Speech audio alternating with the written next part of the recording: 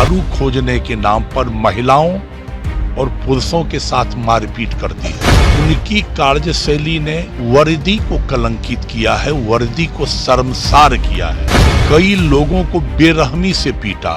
जिनका बेटा मार से मर गया हो, अब बाप केस कराने के लिए गया हो, उसको हाजत में बंद करके पीटा जाता हो।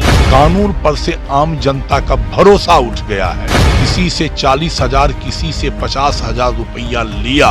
1.5 महीनों तक जो पुलिस का तांडव नृत्य होता रहा, ये बड़े ही शर्म की बात है। नमस्कार, मैं हूं आकिब जावेद और आप देख रहे हैं कोसी टॉक। अभी मैं सहरसा में मौजूद हूं। सहरसा समाहरणालय के पास जो है, यहाँ पर आप देखिए कि किस तरह से सीपीआई के लोग जो यहाँ पर हैं, ये लोग भूख हड़ताल पर बैठे हुए हैं। दरअसल आप लोग भी सोचते होंगे कि हर बार इन लोग का कुछ न कुछ मांग रहता है कि किसी को बास्केट पर्चा दो, किसी को कुछ दो, किसी को कुछ दो, यानी कि आम जन के हितों में जो है कहीं न कहीं ये लोग बैठे ही रहते हैं। लेकिन आज मसला कुछ और है, आम जन की ही बात है, लेकिन मामला पुलिस प्रशासन का है। मामला पुलिस प्रशासन का इस तरह से है कि सलखुआ थाना और चिरैया थाना को लेकर के ये लोग जो यहाँ पर भूख हड़ताल पर बैठे हुए हैं। इन लोगों से मामला जानने का प्रयास करेंगे कि पूरा मामला क्या है। आखिर सर क्या मामला है पूरा, ये बताइए। देखिए, सलखुआ थाना प्रभारी और उनके सहयोगी सोनू कुमार और चिरैया थाना प्रभारी की कार्यशैली से आम जन त्रस्त है। कार्यशैली से लोग समझते हैं कि हम उनका विरोध कर रहे हैं, लेकिन सच ये है कि उनकी कार्यशैली ने वर्दी को कलंकित किया है, वर्दी को शर्मसार किया है। मामला है 28 मार्च को सितवाहा गांव में वो दारू खोजने जाती है। दारू नहीं मिलता। 1 दर्जन से अधिक घरों में दारू खोजने के नाम पर महिलाओं और पुरुषों के साथ मारपीट करती है। कई लोगों को बेरहमी से पीटा। किसी से 40,000, किसी से 50,000 रुपया लिया। इसके विरोध में जब गांव के बुजुर्ग लोग कहते हैं कि जब दारू नहीं मिला आपको, ये मार के किसी को बर्बाद क्यों कर रहे हैं, तब वो उनके साथ भी बदसलूकी करता है। और तब जुल्म होता है कि वहाँ के लोग कानून को हाथ में लेते हैं। कोई आदमी कानून को हाथ में ले, ये अच्छी बात नहीं है। इस पर पुलिस अधीक्षक महोदय को संज्ञान लेकर पुलिस पब्लिक की बैठक करनी चाहिए थी, जो नहीं किया गया। एक तरफा कार्रवाई दमन के नाम पर चुनाव आचार संहिता की आड़ में 1.5 महीनों तक जो पुलिस का तांडव नृत्य होता रहा, ये बड़े ही शर्म की बात है। कानून पर से आम जनता का भरोसा उठ गया है। आम जनता का भरोसा कानून पर कैसे बना रहे, ये काम शासन प्रशासन के द्वारा नहीं किया गया। दूसरी तरफ थाना प्रभारी सलखुआ विशाल जी अपने तरफ से हथियार देकर के लोगों को आर्म सेक्टर में भेज रहे हैं, जिसके फैक्ट्स हैं। हमने डीआईजी साहब को, जिलाधिकारी को, पुलिस अधीक्षक को और सिमरी बख्तियारपुर डीएसपी साहब को, सबको हमने फैक्ट्स को दिया है। चिरैया पुलिस पदाधिकारी जो हैं कर्मवीर जी, वो एक आदमी का बेटा बहुत आपसी झंझट में मार लगती है, उनका वो केस नहीं लेते हैं, अस्पताल भेज देते हैं। 2 दिनों के बाद जब उनके पिताजी जाते हैं तो उनको बंद करके हाजत में पीटा जाता है उल्टे, और कुछ दिनों के बाद उस लड़के की मौत हो जाती है।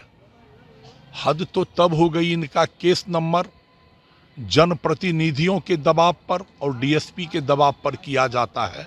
इनका केस करता है 11, अब मारने वाला का केस ले लेता है 10।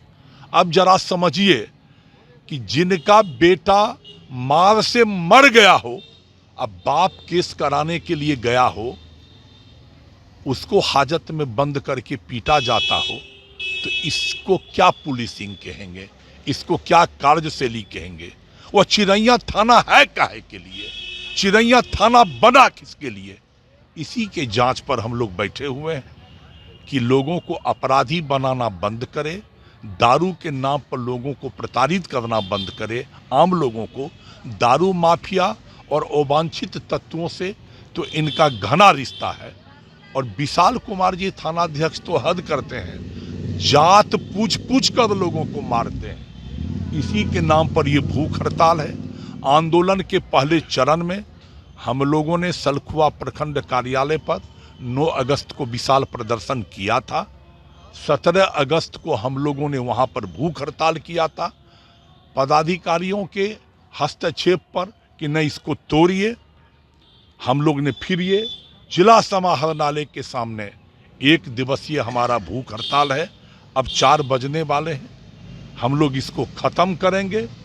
अगर हम लोगों की मांग नहीं मानी गई, हमारी मांग है कि सलखुआ थाना प्रभारी विशाल कुमार सहयोगी सोनू कुमार पर जांचोपरांत आपराधिक मुकदमा दर्ज किया जाए और चिरैया प्रभारी कर्मवीर सिंह पर विभागीय कार्रवाई की जाए। ये दोनों काम अगर सिर्फ ट्रांसफर से काम नहीं होगा, ये दोनों काम करना पड़ेगा, नहीं तो आज हम लोग खत्म कर रहे हैं। आगामी 21 सितंबर को जिला समाहरणालय पर महाजुटान होगा और जिला समाहरणालय का घेराव करेंगे। सबसे बड़ी बात तो ये है सर कि आप लोग बार बार तो धरना करते हैं, अनशन पर बैठते हैं, हड़ताल करते हैं, आज भूख हड़ताल पर भी बैठे हुए हैं। आप लोग भूखे प्यासे सुबह से यहाँ पर बैठे हुए हैं। सर सुनने वाला तो आजकल कोई नहीं दिख रहा है सर। सुनना तो पड़ेगा, सुनना तो पड़ेगा। हम लोग भगत सिंह के वंशज हैं। अगर ये गांधीवादी तरीकों से हम लोग आज भूख हड़ताल पर बैठे हुए हैं तो ये कोई मत समझे कि हम सिर्फ गांधी के वंशज हैं। हम भगत सिंह के भी वंशज हैं, जिन्होंने पार्लियामेंट में बम फेंकते हुए कहा था बहरों को सुनाने के लिए धमाके की आवश्यकता होती है। हम बम तो नहीं फेंकेंगे, धमाका जरूर करेंगे कि जो कुंभकर्णी नींद सोई हुई है वहां तक मेरी आवाज पहुंचे।